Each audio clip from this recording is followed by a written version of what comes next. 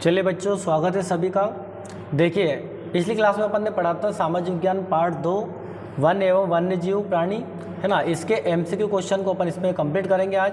चलिए देखिए, पहला प्रश्न है, भारत में कितनी पादप जातियां लुप्त होने का खतरा है? तो इसका राइट आंसर हो जाएगा बेटा 1500। कितना? 1500। चलिए दूसरा प्रश्न देखिए, उड़ीसा बिहार, प्रश्न पढ़ लीजिए आप लोग। उड़ीसा और बिहार की जनजातियां शादी के दौरान किस वृक्ष की पूजा करती है? अपन ने जब टॉपिक पढ़ा था तो देखता है, हमने पूरा देखा था इमली और आम की।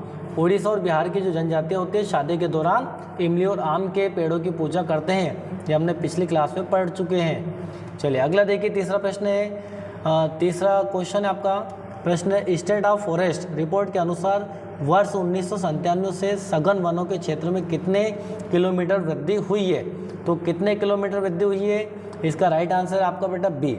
ठीक है ना। तो इसमें हो जाएगा आपका 10,098। कितना हो जाएगा? 10,098 वर्ग, इतने की वृद्धि हुई है। चौथा प्रश्न की ओर बढ़ते हैं। देखिए प्रश्न क्रमांक 4 है आपका, निम्नलिखित में से सुमेध जातियाँ कौन सी है? सुमेध जातियों के बारे में पूछा तो उपरोक्त सभी, मतलब नीली भेड़, एशियाई हाथी, गंगा नदी की डॉल्फिन, ये सभी किस में आता है बेटा? सुमेध। किस में आता है? याद रखना, ये शब्द सुमेध जातियों में आते हैं। चलिए प्रश्न क्रमांक 5 देखिए। प्रश्न, सुंदरवन राष्ट्रीय पार्क किस राज्य में स्थित है? तो ये हमारा पश्चिम बंगाल। आपको याद आ रहा होगा, हमने टॉपिक पढ़ा था उस समय, इसके बारे में पढ़ा था। सुंदरवन राष्ट्रीय उद्यान कहाँ पर है? राजस्थान में। अगला देखिए, मध्य प्रदेश का कौन सा था? बांधवगढ़ राष्ट्रीय उद्यान। चलिए छठा प्रश्न है, सबसे तेज स्तनधारी प्राणी कितने किलोमीटर प्रति घंटे की गति से दौड़ते हैं? जो स्तनधारी होते हैं उन प्राणियों की बात कर रहे हैं, वो उनकी रफ्तार कितनी होती है दौड़ने की? तो 112 किलोमीटर प्रति, मतलब है ना, प्रति घंटे उसमें चलता है। तो 112 किलोमीटर वो कर सकते हैं 1 घंटे में। प्रति घंटे की बात करें, 1 घंटे में 112 किलोमीटर वो दौड़ सकते हैं। छठा प्रश्न देखिए, छठा प्रश्न है आपका, भारत में 1951 और 1980 के बीच में कितने वर्ग किलोमीटर को वन क्षेत्र कृषि भूमि में परिवर्तित कर दिया गया है? तो इसका राइट आंसर है आपका बी, 26,200 वर्ग किलोमीटर। चलिए नेक्स्ट, अगला प्रश्न हमारा, सरिस्का वन्य जीव अभ्यारण्य किस राज्य में स्थित है? तो सरिस्का वन्य जीव अभ्यारण्य हमारा राजस्थान में। क्लियर। चलिए अगला 9वां प्रश्न, जल्दी जल्दी टिक करते जाइए आप लोग। 9वां प्रश्न है, 1952 में नदी घाटी परियोजना के कारण कितने वर्ग किलोमीटर वन क्षेत्रों को साफ करना पड़ा है? तो इसका राइट आंसर हो जाएगा आपका 15,000। क्या हो जाएगा? 15,000 वर्ग किलोमीटर को साफ करना पड़ा है। 10वां प्रश्न देखिए, भारत में जैव उपजातियों की कितने प्रतिशत संख्या पाई जाती है? तो यह बेटा इसका 8%। कितने प्रतिशत? 8% जैव उपजातियों की संख्या पाई जाती है। चले 11वां प्रश्न देखते हैं। 11वां प्रश्न, दुनिया का सबसे तेज स्तन प्रणाली, मतलब स्तनधारी प्राणी कौन सा है? तो देखिए इसमें राइट आंसर दिया आपका सी, ए और बी, मतलब चीता भी है, पर बेटा बिल्ली का भी कंफर्म नहीं है कि बिल्ली है या नहीं, पर चीता तो है। तो राइट आंसर इसका क्या हो जाएगा? चीता। दुनिया का सबसे तेज स्तनधारी प्राणी कौन सा है? तो चीता है ना। ये ए और बी ऑप्शन वाला गलत है, इसका राइट आंसर हो जाएगा आपका चीता। 12वां प्रश्न देखिए, सामान्य जातियों से क्या अभिप्राय है? सामान्य जातियों से क्या अभिप्राय है? तो देखिए, जिनकी संख्या जीवित रहने के लिए सामान्य मानी जाती है उन्हें सामान्य जाति कहते हैं। चलिए 13वां प्रश्न है, ये थोड़ा मिसप्रिंट है, इसको छोड़ दीजिए। 14वां प्रश्न देखिए, दक्षिण भारत में प्राकृतिक वनों की संख्या धीरे धीरे समाप्त किस कारण हुई है? किसकी बात करें? दक्षिण भारत की कर रहे हैं। तो इसका राइट आंसर क्या हो जाएगा? सागौन एकल रोपण। क्या है? जो सागवान है, एकल रोपण, इनकी संख्या धीरे धीरे क्या हो रही है? कम होती जा रही है। 15वां प्रश्न देखिए, किन किन परियोजनाओं से वनों को नुकसान हुआ है? तो किन परियोजनाओं से? तो इसका राइट आंसर हो जाएगा चिड़ पाइन रोपण से वनों को नुकसान हुआ है। चलिए अगला प्रश्न हमारा 16वां, घाटी परियोजना के कारण कितने वर्ग किलोमीटर क्षेत्रों को साफ करना पड़ा है?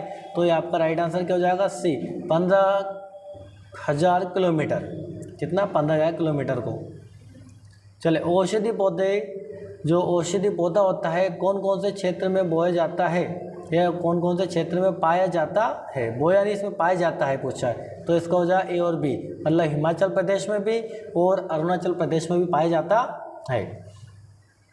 चलिए 18वां प्रश्न आपका, टक्सोल नामक रसायन टक्सोल नामक रसायन किस बीमारी के उपचार के लिए प्रयोग में लाया जाता है? तो इसका राइट आंसर हो जाएगा कैंसर। तो कैंसर जैसी बीमारी में टक्सोल नामक रसायन काम आता है। 19वां प्रश्न देखिए। 19वां प्रश्न है आपका, शोथ घाटी के मुखली नर्सरी में आदिवासी युवतियों द्वारा किस प्रकार के पौधे लगाए जाते हैं? तो बांस के पौधे। किसके पौधे? बांस के पौधे।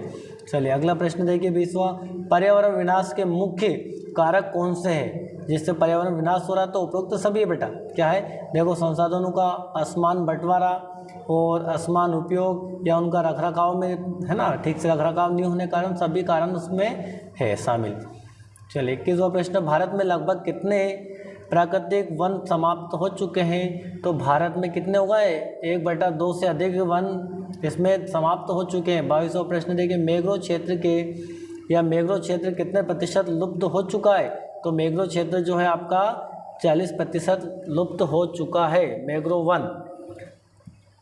23वां प्रश्न है, वन और वन्य जीव संसाधनों के प्रकार बताइए। तो इसमें सभी आते हैं। देखो, आपने पढ़ा होगा आरक्षित वन, रक्षित वन और अवर्गीकृत वन। तो इसका राइट आंसर क्या हो जाएगा? डी। इसमें उपरोक्त सभी आपका राइट आंसर हो जाएगा। चलिए, चिपको आंदोलन क्या है? तो चिपको आंदोलन क्या था बेटा? इसमें था हमारा पेड़ों की कटाई रोकना। चिपको आंदोलन का राइट आंसर है पेड़ों की कटाई रोकना। चलिए 25 है, दुर्लभ जातियाँ कौन सी होती है? तो दुर्लभ जातियाँ कौन सी होती है? ए और बी इसमें राइट आंसर हो जाएगा, सी वाला। तो देखिए, इनकी संख्या बहुत कम होती है और विषम परिस्थितियों के अनुसार परिवर्तन नहीं होता तो संकटग्रस्त बन जाती है। तो मतलब इसमें राइट आंसर ए और बी आपका दोनों रहेगा।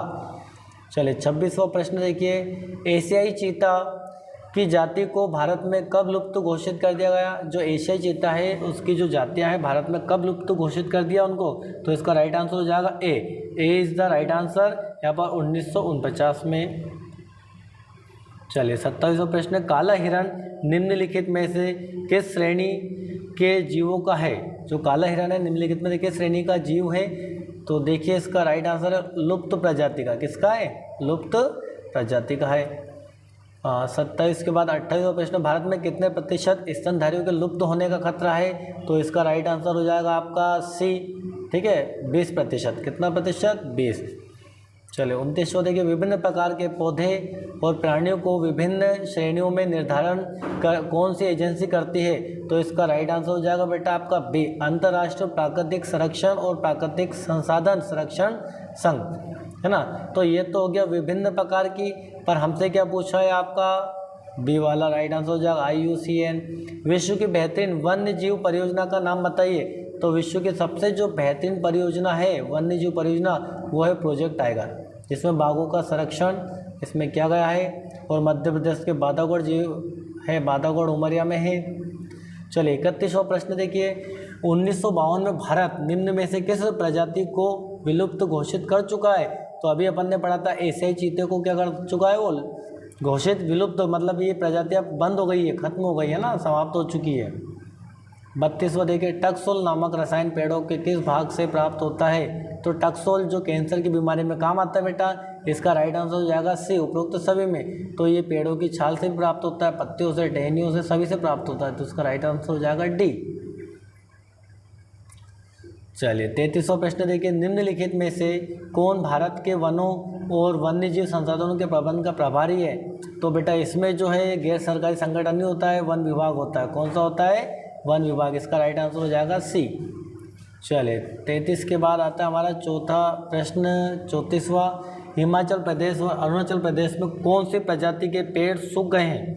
देखो, दो राज्य पूछा है, हिमाचल प्रदेश और अरुणाचल प्रदेश में कौन सी जो दो प्रजातियों के पेड़ सूख गए हैं? तो इसका राइट आंसर हो जाएगा यव के वृक्ष। कौन से वृक्ष?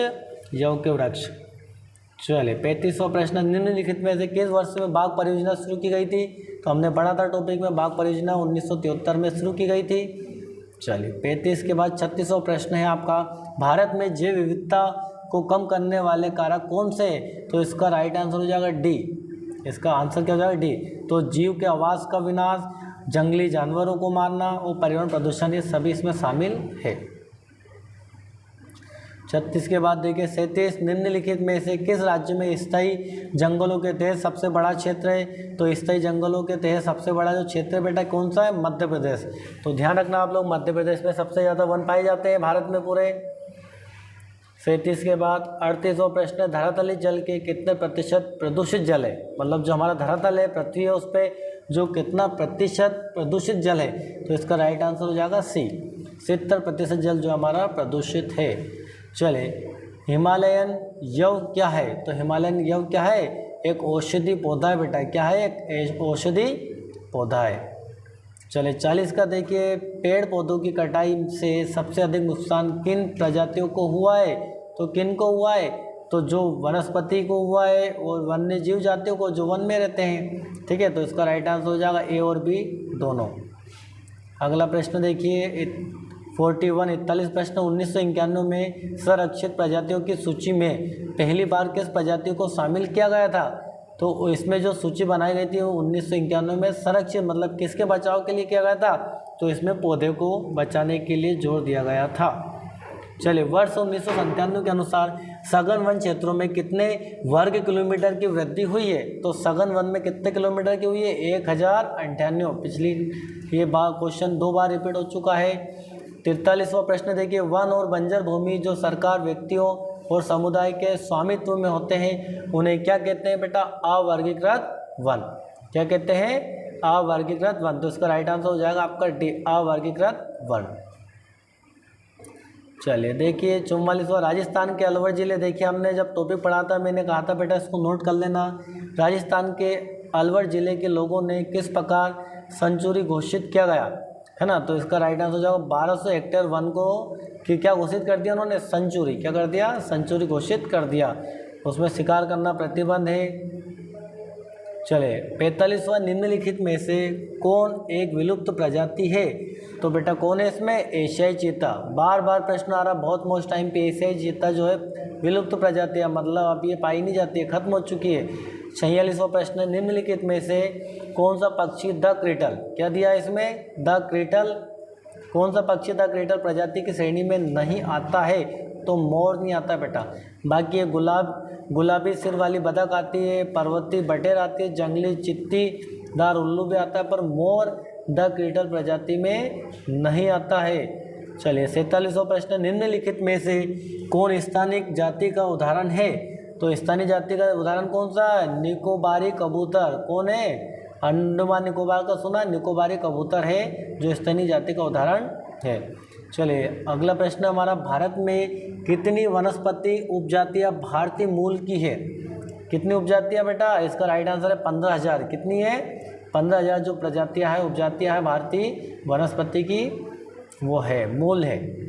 48 के बाद 49वां प्रश्न देखो, चिपको आंदोलन का उद्देश्य क्या था?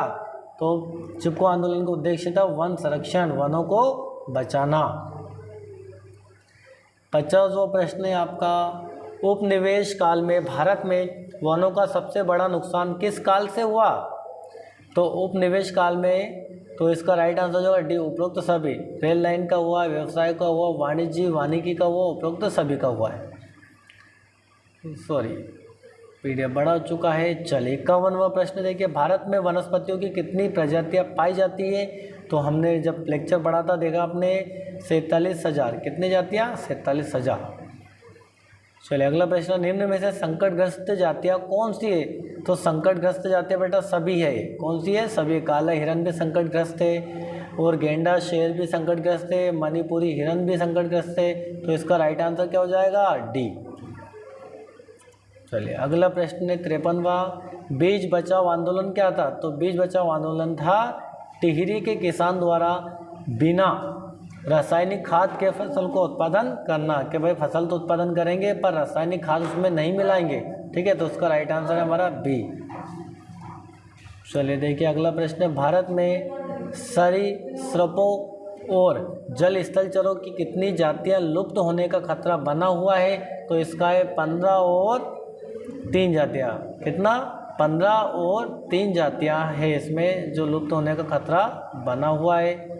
तो 5वां है, राजस्थान के अलवर जिले के 5 गांवों के लोगों ने 1200 कितनी 1200 हेक्टेयर वन भूमि भैरवदेव डाको सेंचुरी घोषित कर दी। इसका उद्देश्य क्या था? इसका उद्देश्य क्या खेती करना था क्या? नहीं, इसका उद्देश्य था बेटा शिकार पर रोक। किस पर रोक? शिकार पर रोक और बाहरी लोगों की घुसपैठ से वन्य जीवन को बचाना। तो सी इसका राइट आंसर हो जाएगा। चलिए तो बेटा यहाँ पर हमारे 55 क्वेश्चन हमने कंप्लीट कर लिए, जो कि आपके पार्ट 2 के थे। आई होप आपको क्लासेस अच्छी लगी होगी। चलिए इसी प्रकार के वीडियो आपको आगे भी मिलते रहेंगे। आज के लिए इतना ही। जय हिंद, वंदे मातरम, भारत माता की जय।